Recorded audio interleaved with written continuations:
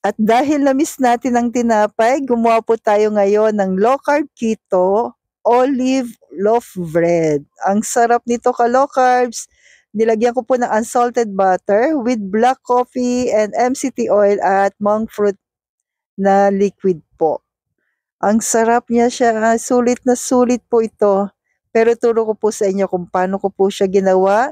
Kaya i-preheat mo na po ang iyong oven sa 230 Celsius in 15 minutes po. So ito na po, almond flour, coconut flour, stevia erythritol, garlic powder, thyme leaves po, baking powder, 6 pieces po na egg, Italian seasoning, 1/4 cup po ng olive oil.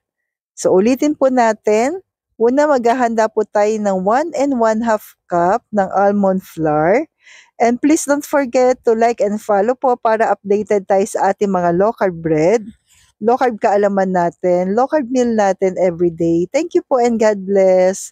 Then after natin mailagay yung ating almond flour, mag-a-add ka naman po ng 1/4 cup po ng coconut flour. So ang ginagawa natin, pinagsasama-sama natin muna yung mga dry ingredients.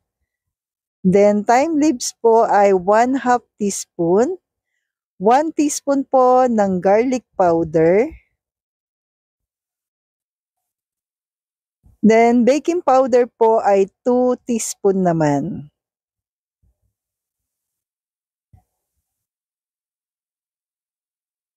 Then imimix lang po natin ito ka-low carbs, and kung umabot ka po sa part na ito, pwede po bang pa-comment muli po kung taga saan po kayo, at buong puso ko pong pasasalamatan para alam ko lamang po kung saan aabot yung aking low carb bread po ngayon.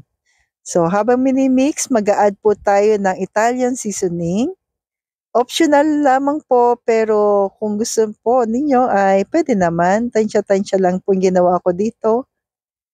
Yan, dagdag flavor lamang po. Then add po tayo ng 2 tablespoon po ng low carb sweetener. Stevia erythritol po yung akin nilagay. Kung wala po, pwede naman monk fruit. Pwede rin naman po ang erythritol.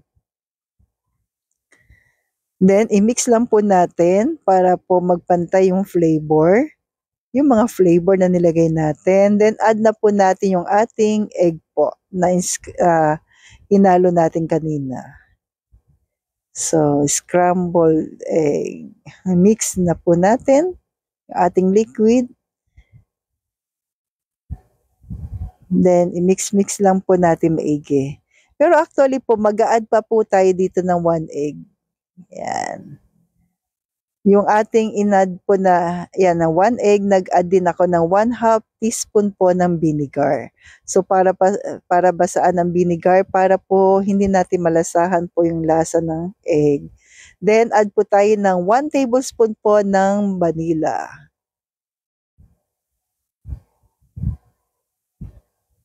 So, haluin lang po natin maigi.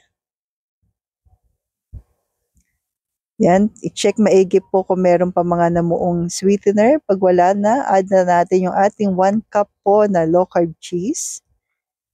So, hindi kasi pasok lahat yung mga cheese na available sa grocery. Yung cheese po natin ay wala pong vegetable oil. So, 1/4 cup po ng olive slice. Pwede ba yung black olive? Pwede naman po. So, si olive slice po ay hinugasan ko po yan bago po natin nilagay po sa salaan. Yan. Then, minix na natin. Add tayo ng 2 tablespoon po ng olive oil.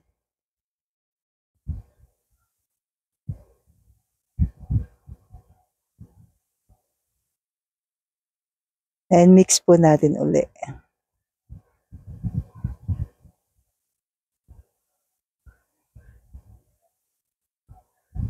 Then, lagay na po natin. At atin na pong lulutuin o i-bake. Pwede kayo mag-add ng toppings dito ha. Yung almond slice, pwede rin naman. Para may konting crunchy sa ibabaw.